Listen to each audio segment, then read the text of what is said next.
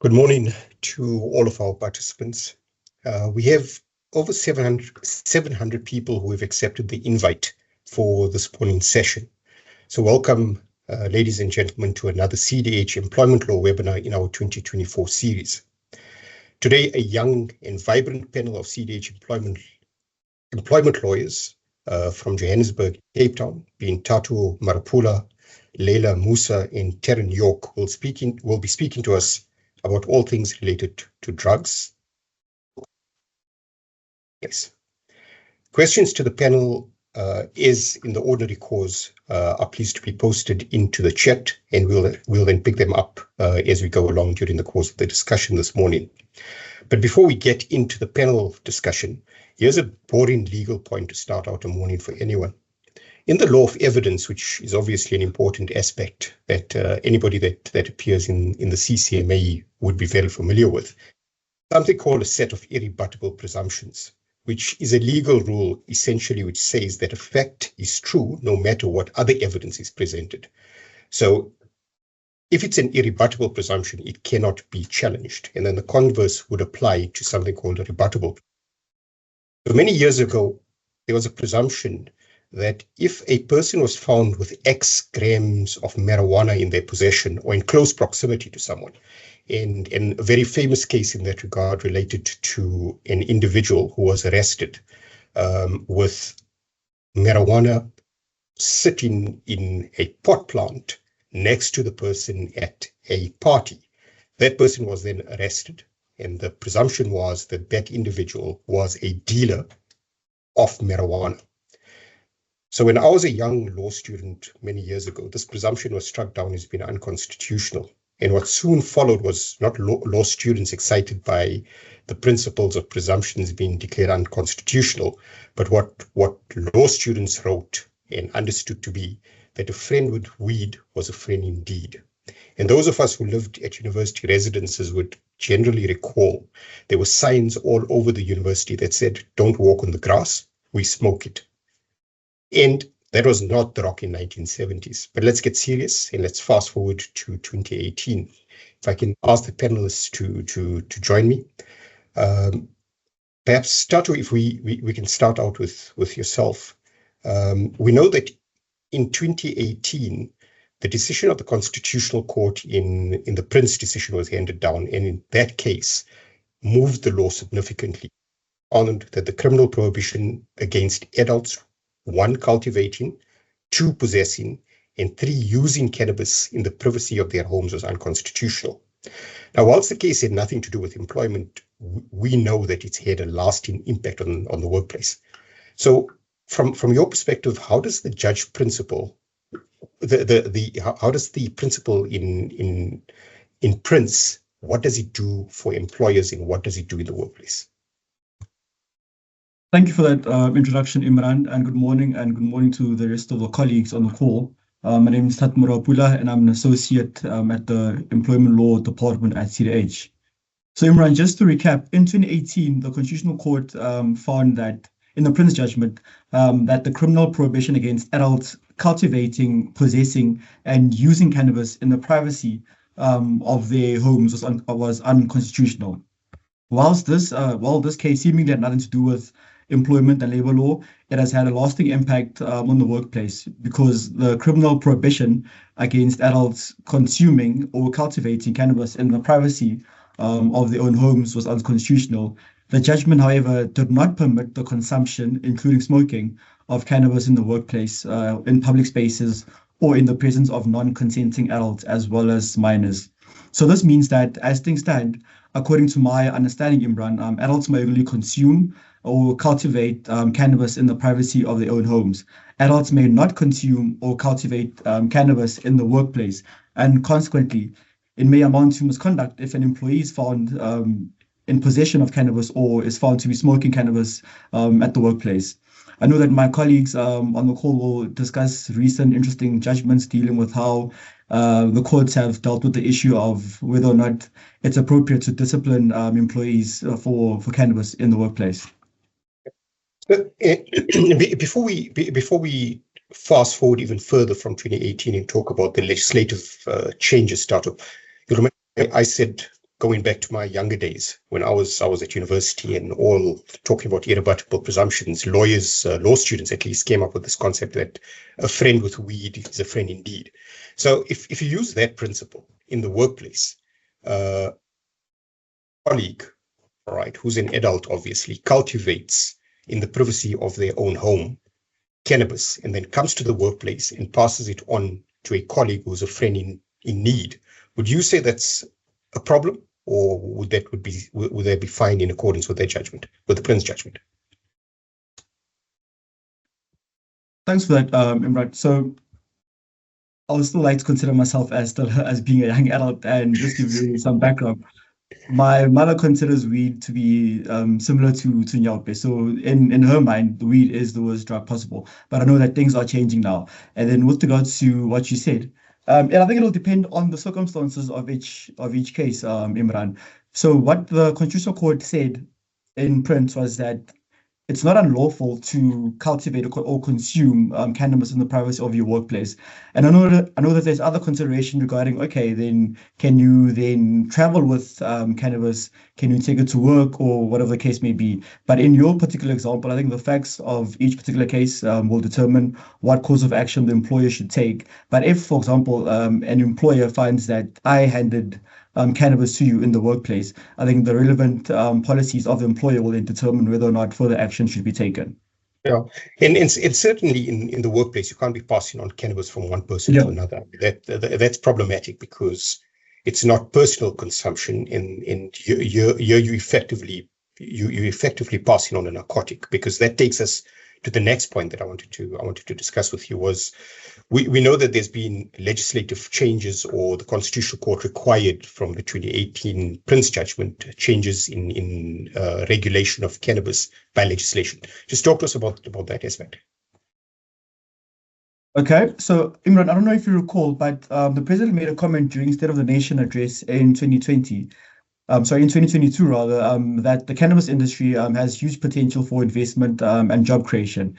And then on the 28th of May 2024, the president signed the Cannabis for Private Purposes Bill into law, which is now known as the Cannabis for Private Purposes Act 7 of 2024. The act, in essence, establishes a legal framework for the use, possession, and cultivation of cannabis in South Africa. And in terms of the Cannabis Act, the use and cultivation of cannabis in the privacy of one's home is legal.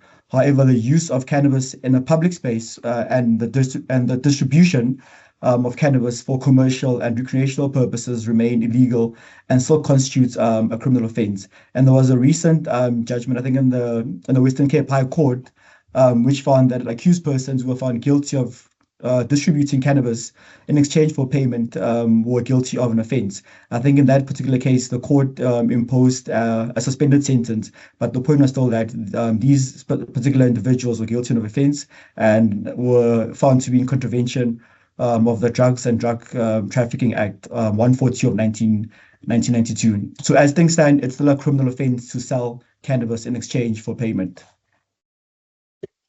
Right. Then perhaps, Leila, if we can bring you into the conversation. So let's talk about how the courts and the CCMA have approached matters related to the use of cannabis post the Prince judgment, such as employees particularly being dismissed for testing positive for cannabis in the workplace. Sure. Thanks very much, Imran. So I think the key is that what we're actually seeing post-Prince is a more dynamic and fact-specific inquiry that the CCMA and our courts are adopting.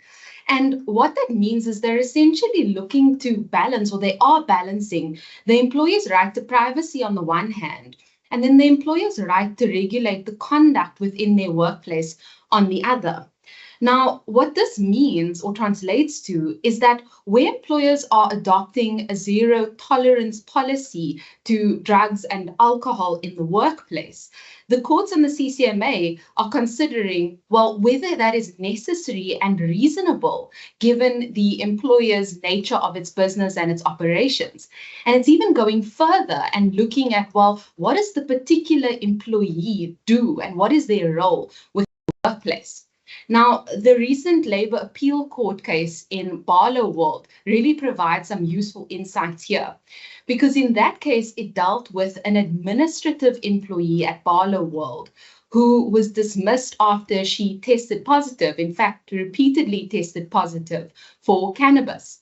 Now, in this employee's case, again, critical, she was an administrative employee, and Barloworld is a company that moved that to the court, explained itself as servicing earth-moving equipment and power systems, which is, as we know, it's particularly something that would attract health and safety, particularly high risk, etc. And for that reason, it had zero tolerance policies in place that forbidded the use and possession of alcohol and drugs in the workplace for any employee that is found to be under the influence and could potentially have serious ramifications such as dismissal.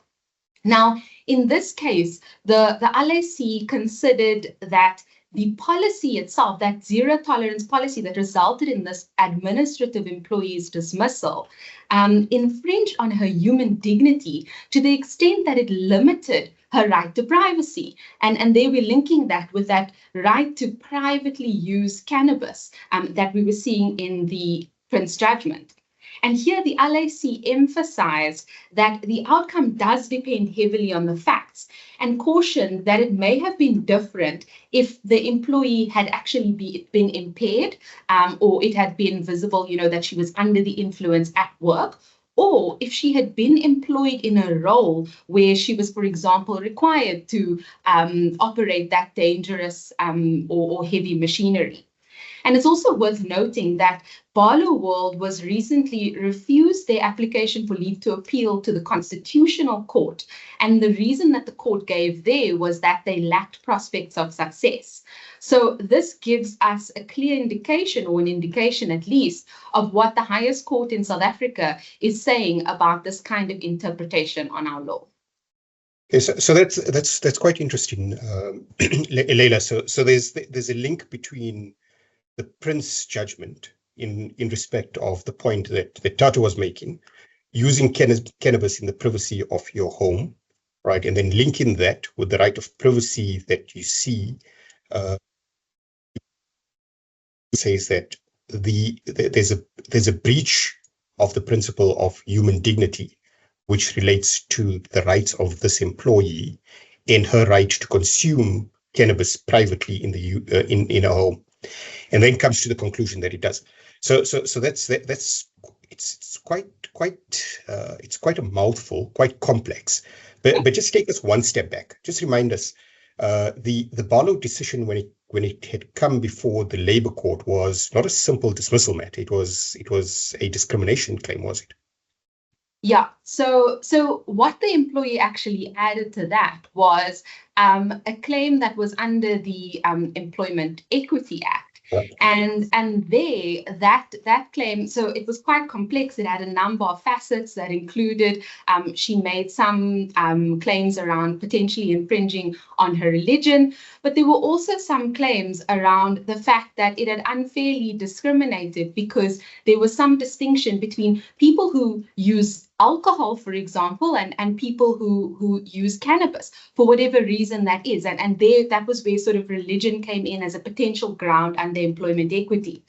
And there, that claim was really, I think if we look at it practically, it comes down to the fact that in cases of alcohol, you can consume alcohol yesterday at, extreme levels and come to work today. You might still perhaps be smelling of alcohol, but perhaps your level of impairment is fine. But who knows if your testing will actually show something that's above the particular limit. Whereas with cannabis, we know that testing might test positive for weeks, which is exactly what we saw here in the Barloworld case. And this employee said, well, look, I need to use cannabis because I have side effects for a number of other reasons. And that's where, religion came in to some degree. And you're now unfairly discriminating against me because I need to be able to do this to deal with my sleeplessness, my anxiety, etc. Yeah. So whilst employment law is meant to become less complicated in time, so I was told 20 odd years ago, it just becomes more complicated. But I'm on a cannabis for a moment and swing Terran across to alcohol. What about the rules relating to alcohol? Has the approach of our courts changed, or have they kind of remained consistent with the influence of what's happening in the world of cannabis? Thanks, Imran. So they've remained quite consistent. So in short, they haven't changed. Our courts remain firmly of the view that employees with high-risk operations would act fairly to dismiss employees who report to work intoxicated. So in a recent Labour Appeal Court decision, the court held that the dismissal was fair, where the employer with a high-risk operation dismissed an employee who appeared to be under the influence of alcohol. So in this instance, the employer refused to be breathalyzed. He also refused to be tested at a private practice. And I think what employers can take from this is even the mere appearance of intoxication, whether from drugs or alcohol, may be sufficient to sustain a fair dismissal where an employer has a high-risk operation and a zero-tolerance policy. Okay. So, and then Terran, on this concept of zero-tolerance policies, let's unpack that for a moment. So what factors or what is the current position on zero-tolerance policies? Perhaps that's a good starting out point. So I think from a starting out point, what we need to consider is that in order to discharge their obligation to create a safe working environment that is free from harm for employees, the organization, and an employer's equipment, employers may implement a zero-tolerance policy for against drug and alcohol abuse in the workplace in order to eliminate this conduct from the workplace. These policies must, however, take into account that cannabis is legal for private use, and a policy that completely prohibits the private use of cannabis may be found to be overly broad. The Labour Appeal Court recently held that an employer may not have a blanket zero tolerance policy that inhibits this private use of cannabis. And what factors, Terran, would you say should be considered when implementing such a policy? I mean, because it touches essentially on health and safety. In obligations under the Occupational Health and Safety Act. So what sort of factors would you say should be considered when implementing such a policy? Sure. I think firstly, the policy also, when implementing the policy, when implementing the policy, the employer's position on off-duty use, on-duty use, as well as before and after an employee comes to work must be very specific, clear and unambiguous. It must also be very clear in terms of what sanction may be imposed on an employee where they contravene a specific rule.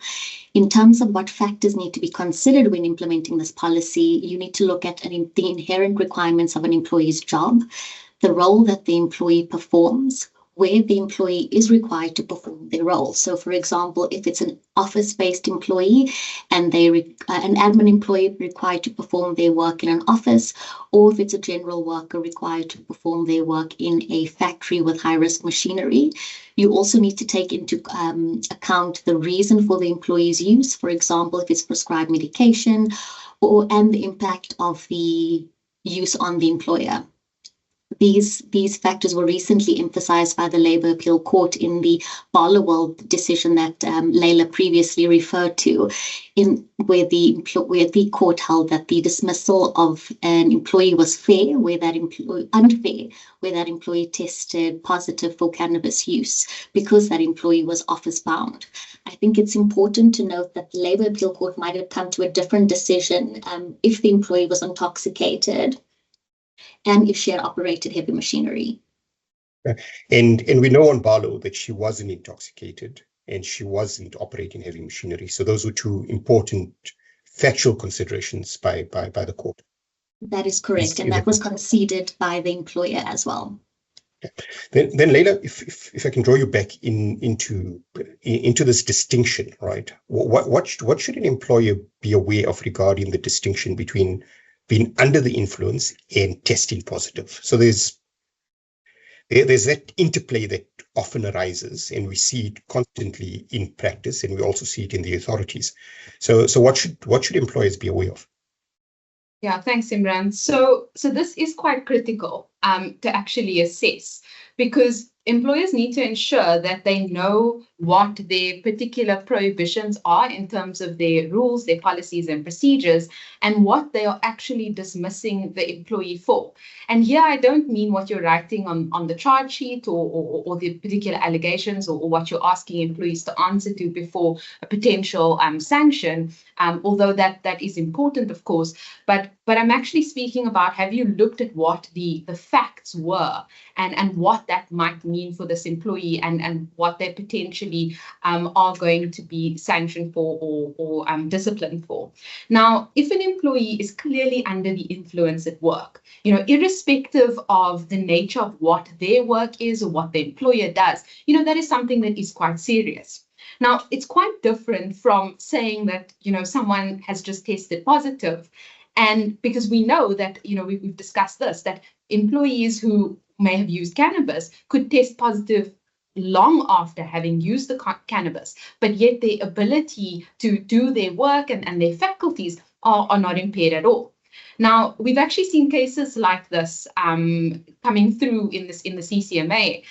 There was one in particular where an employer had dismissed an employee for being under the influence. So that was the reason of cannabis. And it was because the employee had tested positive for cannabis.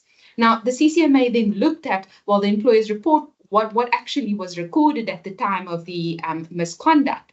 And because there was no record of any signs of impairment of the employee or of them being under the influence, the CCMA actually found that dismissal because the employee tested positive was too harsh of a sanction and therefore unfair.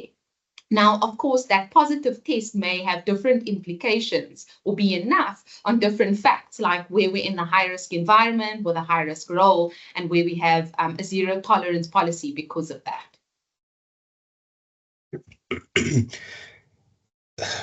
Tato, if I can get you into the conversation on breathalyzer tests, right? Now breathalyzers have been around for a long time, and breathalyzer tests, well, I'm not going to say generally, are always used in relation to testing for alcohol, and they're not necessarily the same test equipment for cannabis, but let's just focus on a breathalyzer.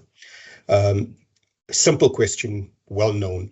Are employers permitted to perform a breathalyzer test on employees? Let's just start as a simple point. Let's start there. Okay, thanks, Imran. So the simple answer to your simple point is yes. A breathalyzer test can be carried out by an employer at the workplace or by a person who's been trained in the proper use of the instrument. Okay, then what would you say the guidelines would be to an employer in relation to testing procedures, one for alcohol and the other for drug use? Okay, so off the bat, I'd say that when administering the test, the employee would be entitled to have a representative present to witness the procedure to ensure that everything is done above board. Employers should also ensure that, for example, the breathalyzer equipment is properly calibrated in the presence of the employee and the representative. And then any test should be administered in accordance with the relevant policies of the employer. And if an employee tests positive, the employer should consider whether the test is reliable. And if the test is reliable, the employer should then consider whether further disciplinary action should be taken in accordance with its disciplinary policy. And if the test is found to be unreliable, then the employer should then retest and consider other forms of establishing the intoxication. And then if an employee tests negative, by way of an example, the employer should consider whether there are any other common signs of intoxication, such as, for example, bloodshot eyes, slurred speech, and the smell of intoxicating substance, etc. But yes, if the employer, then if any of these factors mentioned above are present, then the employer should then retest the employee again. And let's talk about consent, Teran, because consent in the workplace is also an important issue that goes to a constitutional right. So firstly, must employees consent to be tested for drugs or alcohol? Is consent a requirement? Yes, consent is a requirement, and it is advisable that a consent is obtained upfront in the beginning of the employment relationship in employee's contract of employment. Alternatively, for the employee to provide that consent to the employer's substance abuse policy. And can there be a negative inference, Terran, drawn if an employee does not consent to a drug or alcohol test? So assume in a set of circumstances, an employer does not have consent, right? And an employee now simply says, I refuse to give you the consent. Can an adverse inference be drawn in that instance? No, it can't be. So if an employee has consented to be testing in their contract of employment, but later refuses to be tested when called upon to do so, a negative inference can't be drawn against them, but they can be disciplined for their refusal to be tested. So let's talk about that, Leila. A refusal to undergo a test. I mean, can an employee be found guilty based on that for the refusal? No, not based on that refusal, but we could find the employee could be found guilty of a different offence.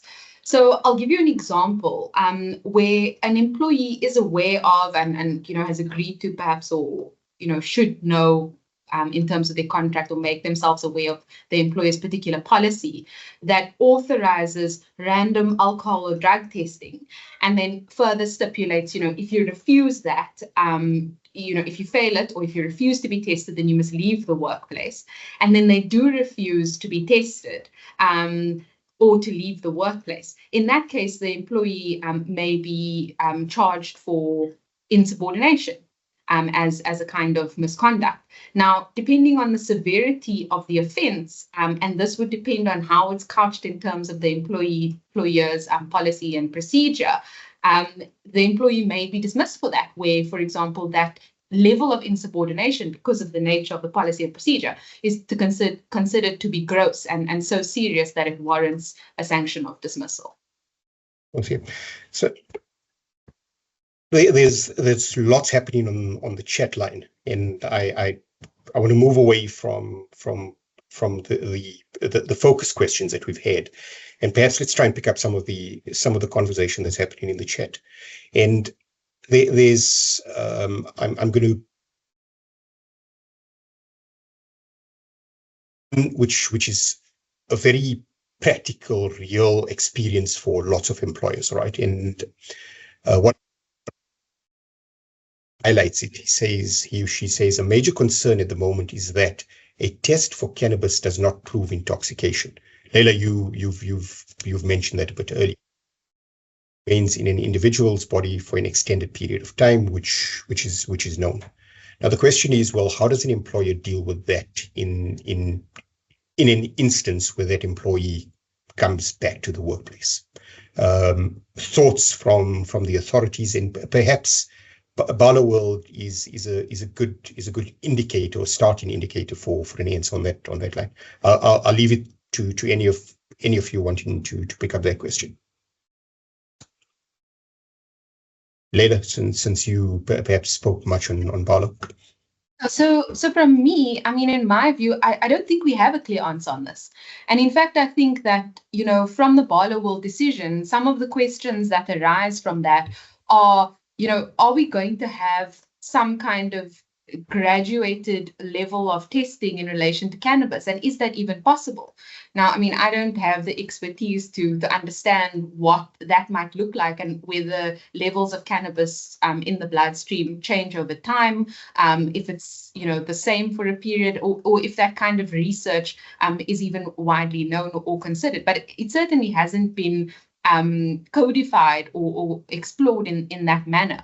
So I think where we stand now is that on a strict reading, if you've got a zero tolerance policy and the employee is going to test positive, and it's the kind of environment where it's necessary, and it's the kind of role where zero tolerance can be required, then I think that the fact that the person, used cannabis like 3 weeks ago and they're not under the influence, it's still a problem because they're aware that they have employment obligations, they operate heavy machinery, for example, and there is zero tolerance. So that's where we are now.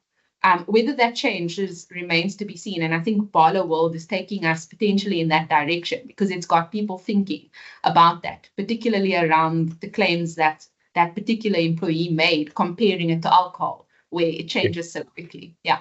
Yeah.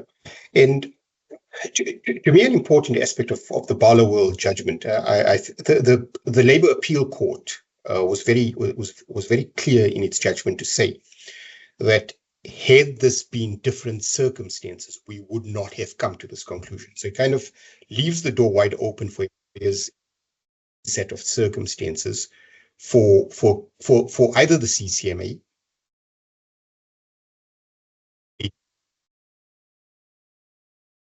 the Labour Court has to adjudicate upon it to come to a different conclusion on very different facts. But let's just get back to this concept of zero tolerance. Our law, and Terran, you got into it a bit earlier. Our law has always accepted this principle of zero tolerance, but has always taken a position that the courts don't defer to an employer with regards to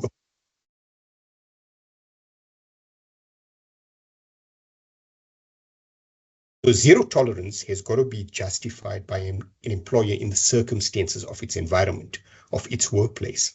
So when an employer comes to the CCMA and says, I've got a zero tolerance policy to cannabis usage in the workplace, and you've got an employee in an admin position that poses no risk either to himself, herself, or to anybody else, that zero tolerance policy is not likely to come to the assistance of the employer. Would you agree with that, Karen?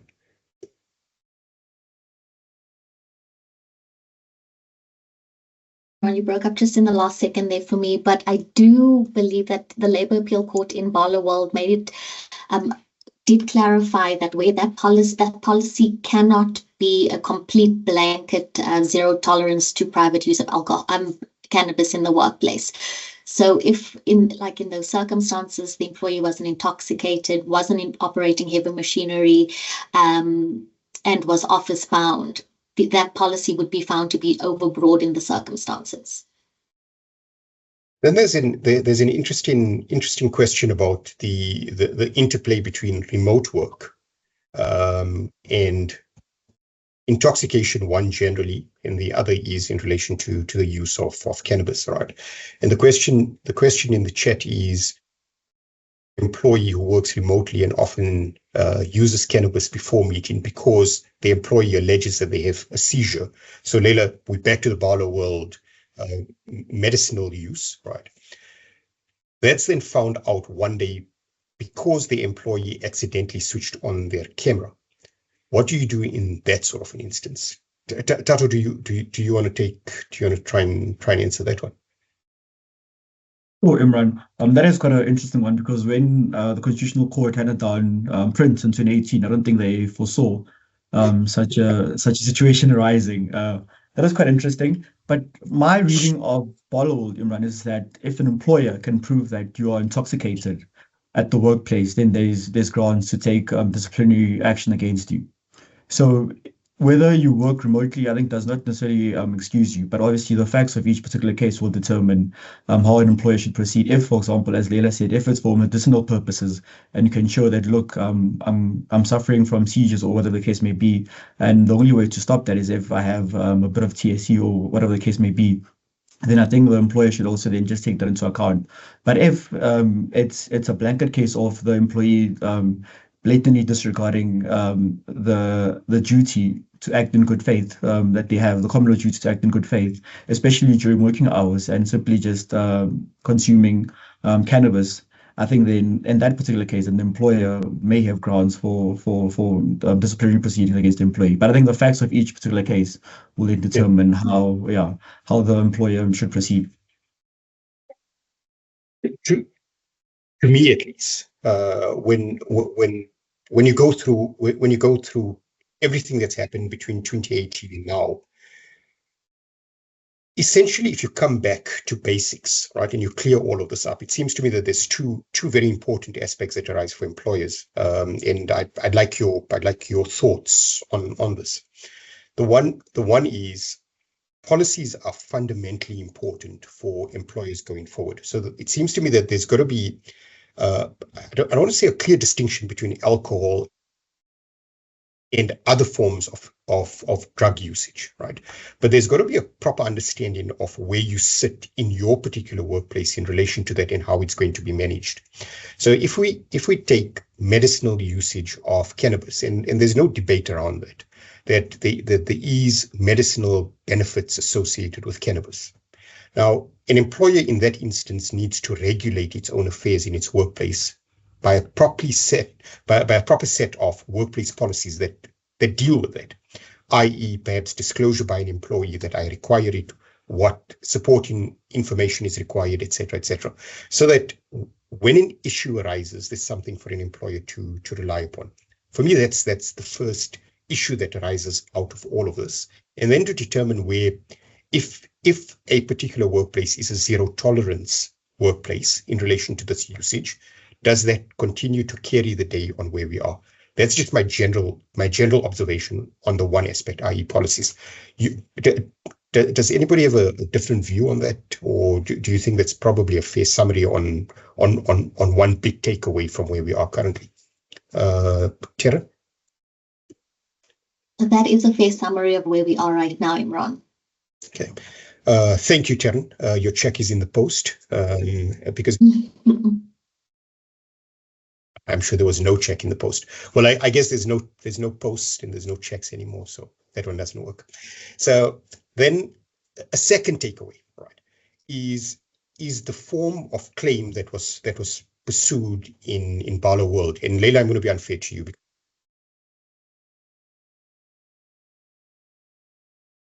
stands out in the Barlow World matter is that the claim wasn't pursued in the CCMA as an ordinary dismissal dispute.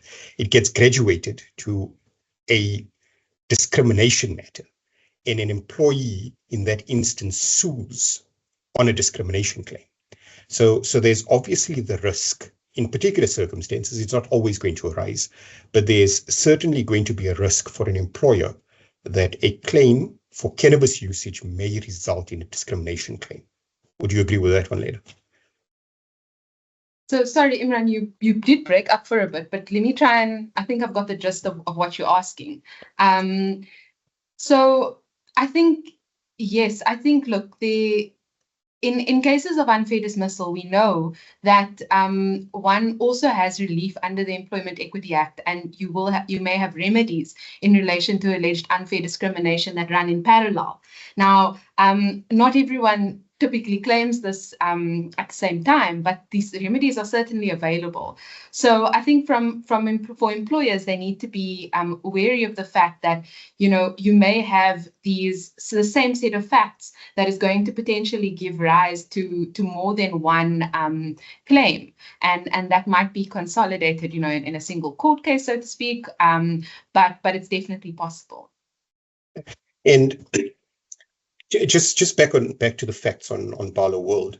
The employee in that instance was claiming the discrimination on the back of was it a religious belief on the usage of cannabis, or was it medicinal usage? Yeah, so it was for a medicinal reason, but the employee then started packing on other claims. The court did deal with it. I think perhaps the way that it was claimed, the court didn't particularly find that too convincing, which was maybe where it didn't result in relief for that particular employee. But I don't think that should be taken to be an indication that it's not possible for employees to actually do that. I was thinking about whether we could see potential indirect discrimination cases on religious basis. And I'm just using that as an example. And this is up to interpretation, and I don't know at what point our courts are going to become adjudicators of what is religious or not. But I was just thinking about that, right? If it's possible for you to perhaps use one thing, and I'm not particularly limiting this to cannabis or alcohol, but maybe you can use prescription drugs. But and I saw this somewhere in the chat where someone spoke about the use of medication and appearing perhaps under the the influence because of that, but it's a prescription drug. And saying perhaps that it's indirect discrimination if that under the influence is a problem, but in relation to others, you might not see that being a particular issue, and drawing that distinction is a problem because I've got to do this because of my religious beliefs, but you're not allowing me and saying that I'm falling short because of testing measures on this case is discriminatory to me because in other cases, with alcohol, for example, someone can use it for their recreational reasons, test negative tomorrow, but for me, it's perhaps still in my system today, and I've got to use it for X, Y, and Z reasons. So it's definitely complex in that regard, and I think it's going to be very interesting to see how our case law develops. So just sticking on the discrimination aspect, because that becomes a serious risk factor for an employer on an employee that's dismissed in relation to something related or the usage of cannabis. Now, Tato, if we get back to the Prince judgment, my recollection, Prince, is that his claim of unconstitutionality based on his religious belief of being a Rastafarian. Is that a correct reflection of what his base claim was? That's correct. That's correct, Imran. And going back to the judgment, the Constitutional Court found that the criminal prohibition against adults cultivating, possessing, and using cannabis in the privacy of their homes was unconstitutional. However, it did not grant people carte blanche to simply consume cannabis in public or in the presence of non-consenting adults as well as minors. So that's also the important distinction as well, because most people just highlight the first part. And then the second part, that look, you're only limited to consuming or cultivating cannabis in the privacy of your own home. It doesn't necessarily mean that you can then go onto the street and then start consuming cannabis or the workplace. Yeah. So and there's two interesting elements that arise out of the Tatu. Let's deal with the first one. So an employer employs an employee, and I'm going to use the Rastafarian example because it's an easy one, right? You employ a Rastafarian employee that uses cannabis for religious usage, right? And the Prince judgment is clear about it and says, well, from a religious perspective, it must be accepted that that's constitutional. Now, a Rastafarian employee can't be discriminated against at point of employment because of their religious view in relation to the usage of cannabis. That's Employment Law 101, right? But now you get into the employment relationship, and there must be an acceptance that a particular employee, this Rastafarian, is using cannabis, and then gets tested and uses cannabis and picks up in the blood. There's a clear example, or a very easy example, of that employee challenging the dismissal based on religious grounds and being discriminatory. Now, the one example would be if that individual is in an administrative position, right? Barlow World makes it clear that dismissal, if it hasn't impaired the employee, would then be discriminatory and would be a problem for the employer. That's the one easy example. But if that Rastafarian employee was working with heavy equipment, it may be a very different set of circumstances. And Leila, I think you'd looked at the cases in the CCMA on, I think that it was at Sapau Award on chipboards or something of the sort in the early days. Just take us through what the court had found in the Sapau, or sorry, at least the CCMA had found in the Sapau matter, with employees consuming cannabis and testing positive in that environment. Imran, I need to check which one you're talking about here. You're spotlighting me on the particular award, but let me loop back to that one and I'll give you the answer. Well, my recollection of that award is those employees again, and it comes back to the general principles we've been discussing this morning, because they were in a factory with heavy equipment, that their usage of cannabis was justifiable, was fair in those circumstances, right? And if we take that back to a Rastafarian employee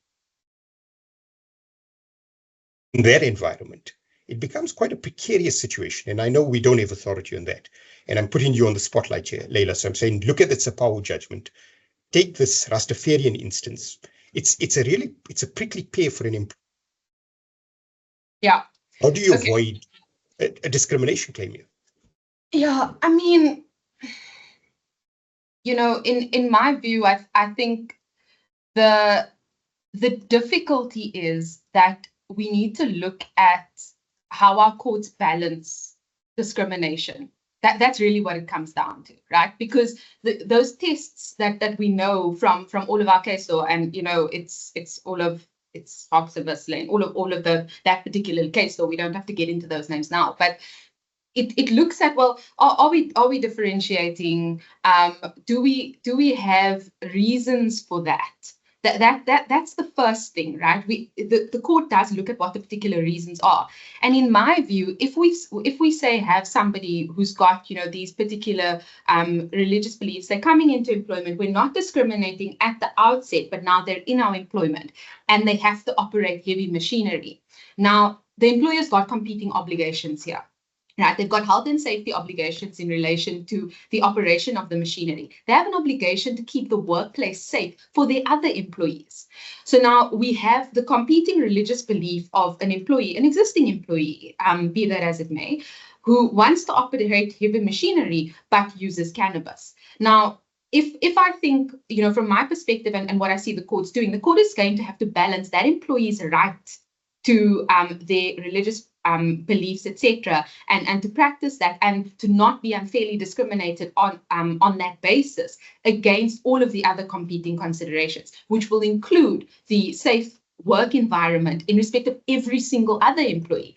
Because somebody who is under the influence, however they react in that case, in the workplace, who is now operating, a tractor or a crane or something in a workplace, power machinery, that is going to be a major risk that an employer simply cannot actually reason. You can't explain allowing someone who is perhaps under the influence to actually operate heavy machinery, and then if something worse, if something happens within the workplace, how do you account for that?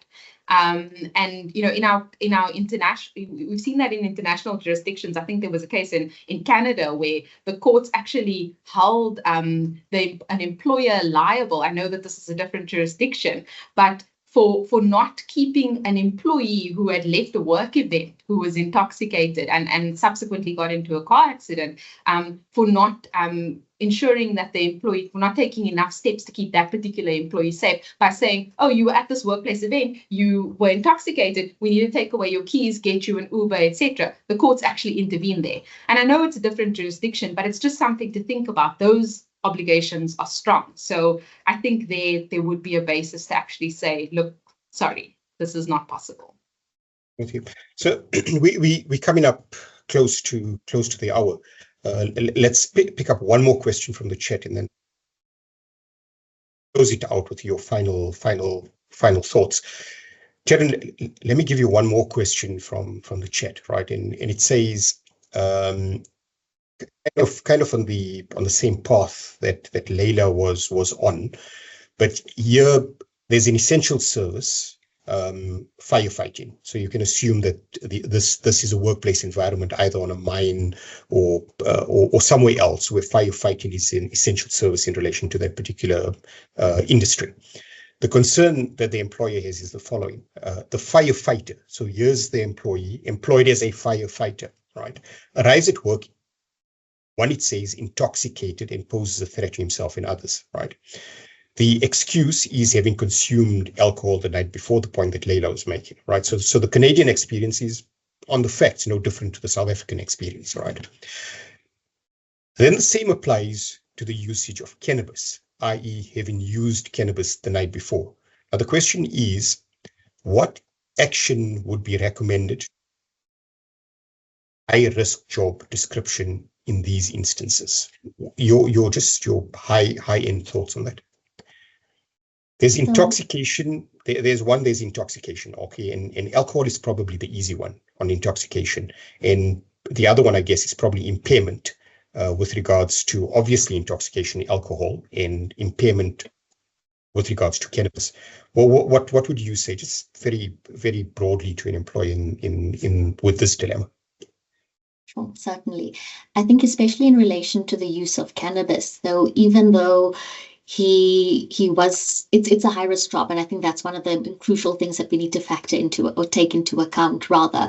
And even if the employer has a zero tolerance policy, because of the high risk job, that firefighter could be treated differently to an office worker, for example. So the employer should take disciplinary action against the firefighter in accordance with its substance abuse policy. Okay, and then if we can perhaps look to wrap up, Tato, if I can ask you for your final thoughts with regards to where we are in the law of cannabis usage. One, you've looked at the status on the legislation that's going to regulate the workplace specifically. But what sort of general advice and final thoughts would you have for an employer? Thanks, Imran. So the topic of cannabis in particular is quite polarizing, and for a long time, I think this topic was a moral debate. But now, with the recent arbitration awards, as well as judgments, as well as the Cannabis Act, it's now a legal debate. Unfortunately, there's all these different legal instruments sets out the laws and parameters regarding the consumption of cannabis. So if an employee consumes or cultivates cannabis outside of these parameters, then they may potentially find themselves being charged with misconduct. And although our discussion this morning primarily looked at substance abuse through the lens of misconduct, this may also amount to incapacity. So employers should be very careful when faced with these sort of challenges in the workplace. And if they're unsure, they should reach out to attorneys for assistance. Leila, your final thoughts? Yeah, so for me, I think, thinking about this, something that I think is critical for employers is also to consider, what are we doing in our workplace in terms of the general conduct and culture, and how does that actually speak to the rules and policies that we have in place? So, I'll use the example of, if you have a Friday bar or a monthly bar or something, and it actually happens within your workplace, in your office environment. And let's say it's the office of a company that does high risk operations, that has a zero tolerance policy. Now, you have these work mandated functions where people are becoming intoxicated, on the one day, or not mandated, but sanctioned functions on a certain day. And then on a different day, potentially someone might be in that same office building, not performing a high risk role, but they might be testing positive for something, or being under the influence. Okay, perhaps testing positive is a better example, because with under the influence, it's a little bit more clear. But I think there, we need to be clear on the kind of message we're sending, because those kinds of factors are things that perhaps employees might raise and say, well, I'm an admin employee, and on a different day, I sat on this very floor, and we were all, having a party, and it was absolutely fine. So what's the big deal? The zero tolerance policy obviously doesn't matter when we're at the bar, at a social function. So I think that's very important to think about as well. So it gets back, I guess, to the point of policies and understanding your particular work environment, and how to manage your workplace in line with some policies that actually make some sense, and which you can justify breach of that policy. So it's got to be a practically considered reference to what your work environment looks like. And ultimately, the concept of passing or sharing joints at the workplace is certainly not going to be sanctioned, because it's unlawful.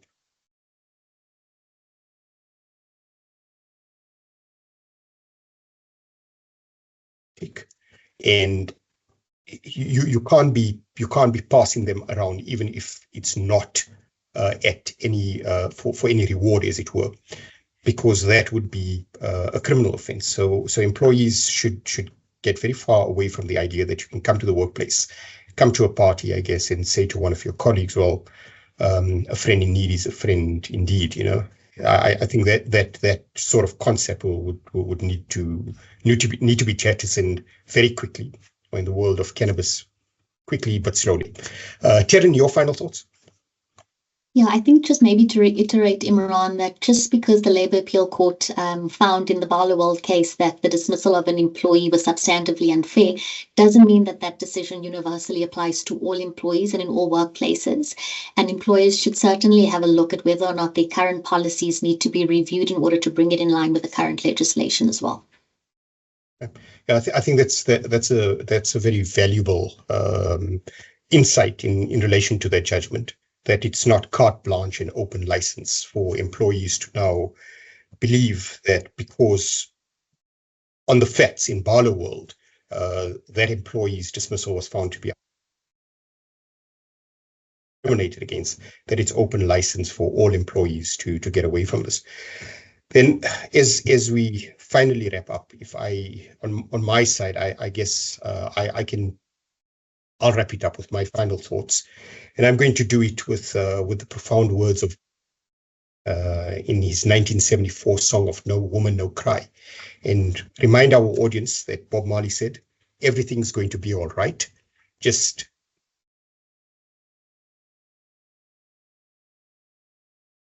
about that." But it's to the point of what Leila's making, Terran reiterated, and Tatu saying in the beginning, concepts of policy. In reality, what works in your workplace is something that needs to be considered. This area of our law is complex. There's no getting away from that. Whilst everything certainly is going to be all right, HR practitioners need to look at their workplace environments and start designing policies that make sense to them, that can withstand challenges by employees in the fullness of time. To our participants, as always, thank you for taking the time out of your busy mornings to join us. We enjoy doing these webinars, being able to interact and consider and spitball these ideas. Tatu, Terran, Leila, thanks for your time and effort in putting this together, and as always, an insightful and interesting discussion. Have a lovely day, everybody. Thank you.